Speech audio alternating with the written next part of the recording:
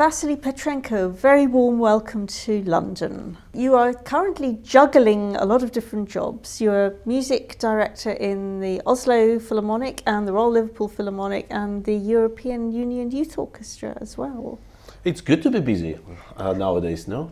And yeah, I'm enjoying all three organizations, of course. Liverpool and Oslo both are big orchestras with a full season, and European Union Youth Orchestra has just about 4 or 5 big projects a season. So for that, it's possible to combine all of them. And in a way, they complement each other, because then you work with a youth orchestra, you work with great bands, and I'm enjoying it. Good. And what do you feel about performing with the Royal Philharmonic Orchestra for the first time? It will be great pleasure and a big honor for me. It's the only big London orchestra which I've never been performing yet, because for a number of years I was in collaboration with London Symphony or London Philharmonic or Philharmonia, but it didn't happen yet with Royal Philharmonic Orchestra, and I'm looking forward very much, especially performing in the Royal Albert Hall and with such a great piece of music as Mahler's Second Symphony.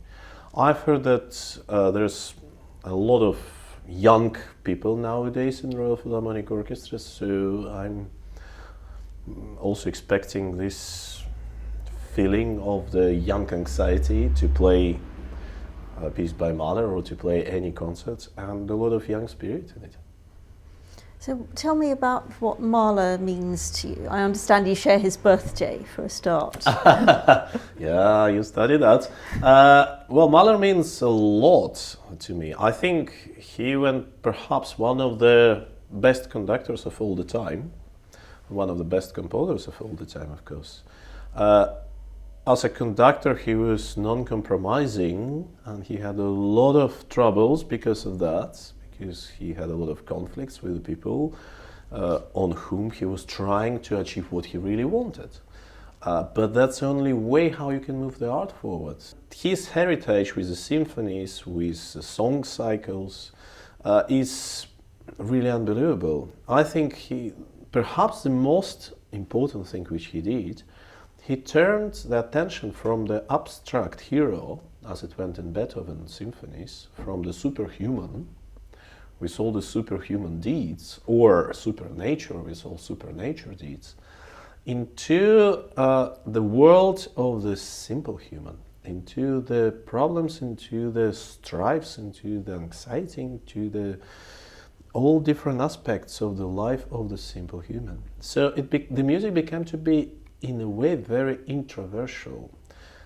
His symphonies are about him, are about the person who struggles in the world and who struggles with different things, either talking to the fish and the fish never remember what you're saying, or trying to overcome mortality, trying to overcome fatality. I think the fatalism in his doctrine and his philosophy took a large proportion. So he was trying to find what is afterlife for the simple human, not for Napoleon or not for the abstract hero. And also, quite often in Mahler's pieces, the misery and miserable way of life of the simple human, especially at that time of the history, beginning of the 20th century, was going into the very brutal period of life. A lot of people were expecting this Armageddon, and a lot of people really were heading towards that. And then the 20th century became to be one of the most blooded century in all human history. So he's counterpointing this miserable way of life which a lot of people were having against the beauty of the nature. And this contrast between what we could have been if we live in a harmonic world, in a harmonic way, and what we are, because of unfair society, because of unfair situation, because of all the conflicts and clashes and dramas, is taking quite a lot especially in the symphonies, and also grotesque, sardonic side on the world. It's a very complex picture. It's almost like trying to describe the universe of individuum and universe of perception of individuum about the world. So the Second Symphony is a massive journey from this incredibly dark, funereal beginning to something unbelievably transcendental. I think at the beginning, of course, this Totenfire, which he thought at the beginning as a symphonic poem, for him, in many ways, was the death of the Titan, which he described in the First Symphony. The death of this superhero, perhaps reflecting the disastrous premiere of the First Symphony and very harsh criticism on that moment.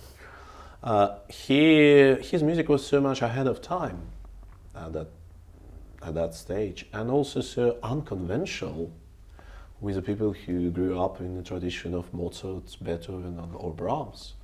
So he was so much in advance that he felt at the beginning like the world is crashing. Then he found a motivation to overcome that. Then the second movement is this good memories about the good aspects of the life, because life is not only strife, life has a lot of beauty, and life have a lot of pleasures and a lot of fulfillment in it. And then towards menacing scherzo, the third movement, he, as always, was at the beginning not so sure about the order of movements, the second and third movement, which was through many other symphonies as well. And then the third movement is about this mechanical mortality, literally, in many ways. And then towards the Urlicht, which again the song from Knaben Wunderhorn, which is about, it says that it's heading towards the resurrection, but it's not necessary. I think it's about acknowledgement and understanding of your sins and of your deeds. And then towards the last moment, which also starts from the strife, and then to the rise of the whole humanity into the new horizons, into the new possibilities in some ways. So that was a big step forward for him. First four movements were very quick to compose. And then the last movement, it took him a while to find how to finish the piece. But with these magnificent forces, with a choir, with orchestra, with offstage, with soloists, with everything, it feels like he wants to embrace the universe at that moment. And he wants to embrace humanity from a position of being just a simple human.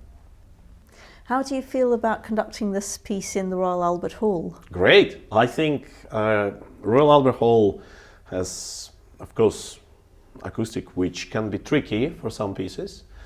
I've been lucky enough to do there quite a lot of concerts in the proms and also in other gigs and engagements. But I think for the big pieces like Mahler 2, it's one of the ideal places. It's a Colosseum. It's a modern built Colosseum as it went in ancient Rome. So it's built for the people for spectacles.